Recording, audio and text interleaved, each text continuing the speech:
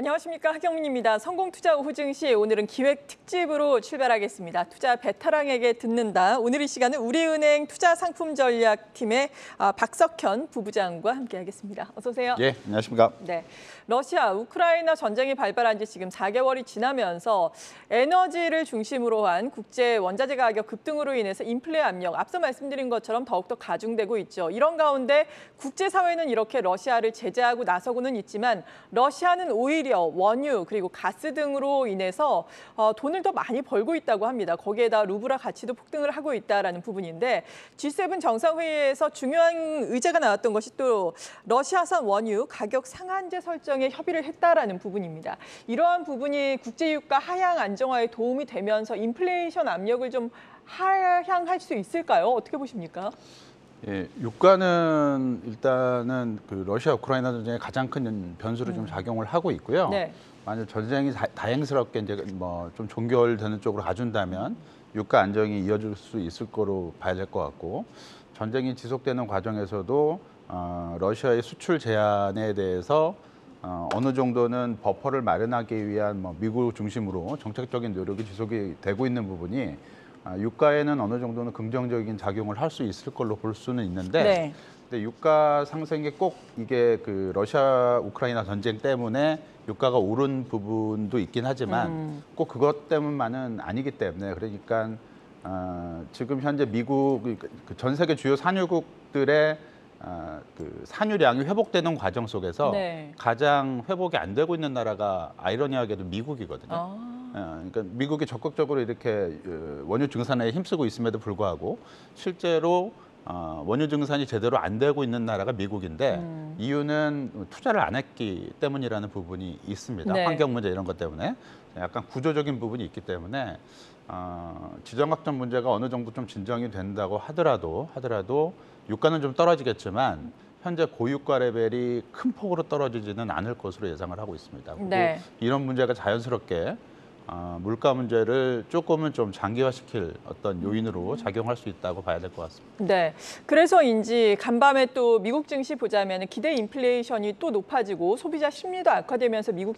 증시 자체도 하락을 했잖아요. 예, 예. 그러니까 인플레이션 압력이 어느 정도까지 이어질 것으로 보세요? 하반기에는 그래도 좀 피크아웃이 될까요? 어떨까요?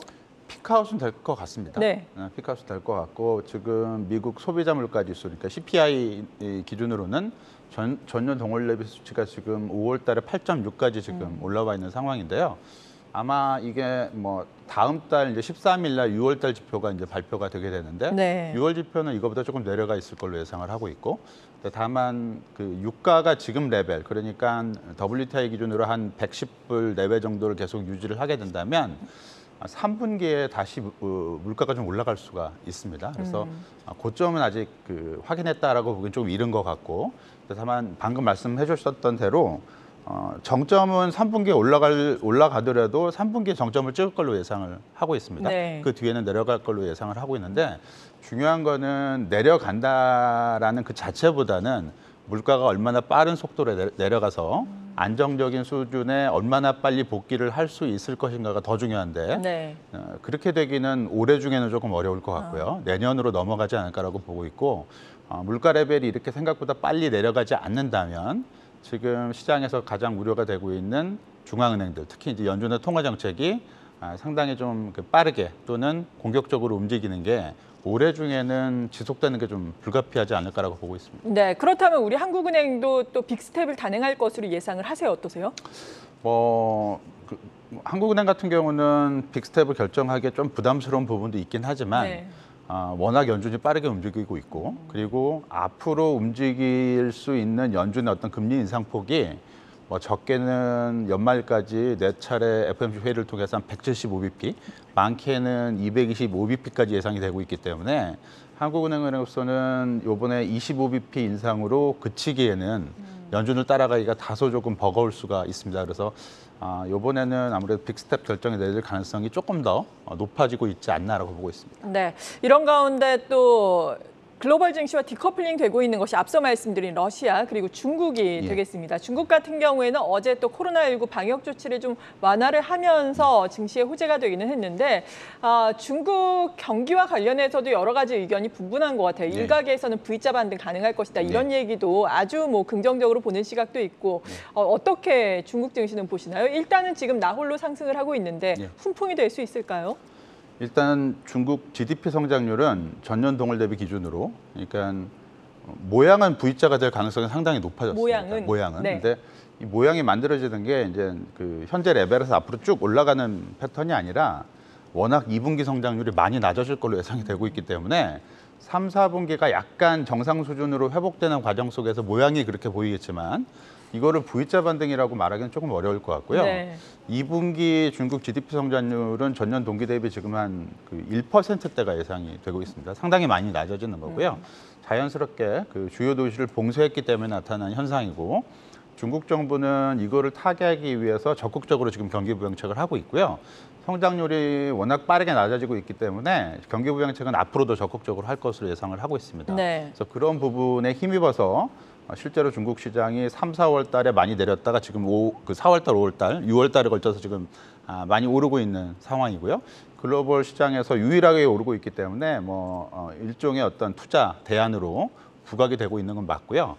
당분간은 여기에 대한 기대치가 높을 걸로 예상을 하고 있습니다. 근데 이게 추세적으로 갈 가능성은 높지 않다라고 보고 있고 방금 말씀드린 대로 중국의 성장률이 그 모양이 V자지만 실제로는 2분기가 너무 낮아져서 나타나는 현상이고 연간 전체적으로는 지금 중국 성장률 전망치가 계속 내려가고 있습니다. 상향 조정이 안 되고 있다는 얘기고요. 이 얘기는 중국 정부가 정책을 쓰고 있지만 그게 그렇게 적극적인 정책은 아니기 때문에 경기가 예상했던 수준보다는 여전히 안 좋을 것이다라는 얘기고요. 중국 정부의 올해 성장률 목표치 한 5.5%, 요 맞추기가 여전히 어려울 것이다라고 보고 있기 때문에 중국 주식시장 혼자 나홀로 상승을 지속하기는 조금 어렵지 않을까라고 예상을 하고 있습니다. 네, 그렇군요. 중국 증시, 우리 증시에 뭐 긍정적인 영향을 미치기에는 좀 힘들어 보이는데 우리 증시 그렇다면은 증시 내에서 찾아본다면은 외국인의 매도세가 계속되고 있어요. 달러화 강세, 원화 약세도 주요 요인이 될 텐데 오늘만 보더라도 달러화에 대한 원화 환율이 10원 넘게 또다시 오름세를 나타내고 있습니다. 이러한 원화 약세의 빠른 개선 가능성 어떻게 보십니까? 지금 당장으로 좀 없어 보이고요. 없어 보이고 지금 환율은 원달러 환율이 지금 1,290원대로 다시 지금 올라섰고요. 올해 잠시 1,400원대 넘었다가 지금 내려와 있는데 다시 1,300원대로 진입할 가능성도 충분히 있다라고 보고 있고 지금 달러화를 그러니까 원화 가치로 움직이는 요인은 글로벌 달러화 움직임이랑 그다음에 한국 시장 내에서 달러화 수급인데 글로벌 시장에서 지금 달러화 강세를 막을 만한 마땅한 변수가 없습니다. 마땅한 변수가 없고 향후에 연준 정책이 다소 조금 느슨해지는 시점이 돼야만 달러화 강세가 조금 느슨해질 수 있다고 보고 있기 때문에 그때까지는 원화 약세가 좀 지속이 될 수 있지 않을까라고 예상을 하고 있고요. 그리고 수급적인 부분도 외국인 매도도 분명 영향을 미치지만 그거보다 더 큰 원인은 지금 그 무역 수지 적자입니다. 한국이 지금 원자재 가격이 많이 오르는 바람에 무역 수지 적자가 상당 기간 동안 좀 오래되고 있는 상황이고요. 원자재 가격이 빨리 내려가 주지 않는다면 무역 수지가 다소는 적자 기간을 지속할 가능성이 충분히 있어 보이고요.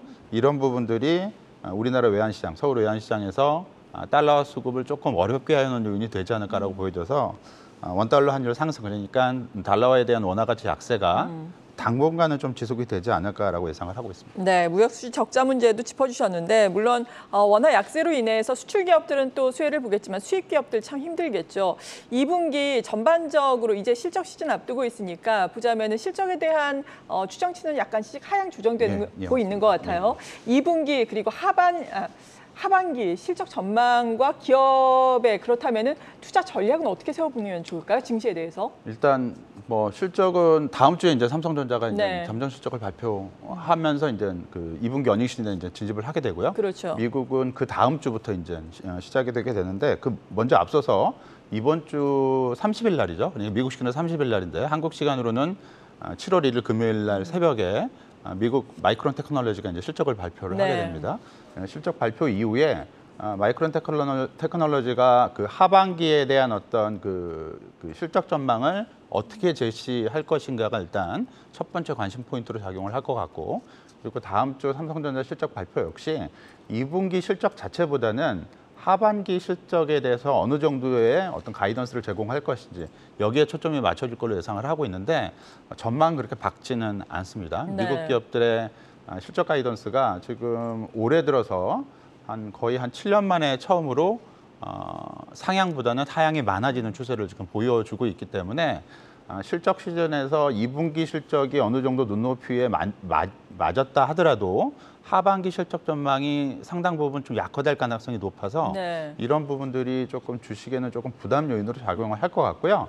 자연스럽게 시장 전략 역시 아직까지는 주식 비중을 확대하는 시점은 아직은 아닌 것 같고요. 아직은 아닌 것 같고 오히려 지금은 반등할 때 조금씩 현금 비중을 확보하는 전략이 아직까지는 좀 유효해 보이고 포트폴리오 측면에서도 조금 방어적인 종목들 또는 배당주 중심으로 다소는 포트폴리오를 방어하는 전략 쪽으로 계속 네. 유지할 필요성이 있을 것 같습니다. 네, 아직까지는 시장을 보수적으로 봐야 한다. 방어적인 포트폴리오를 구성을 해야 한다라고 투자 전략까지 말씀해 주셨습니다.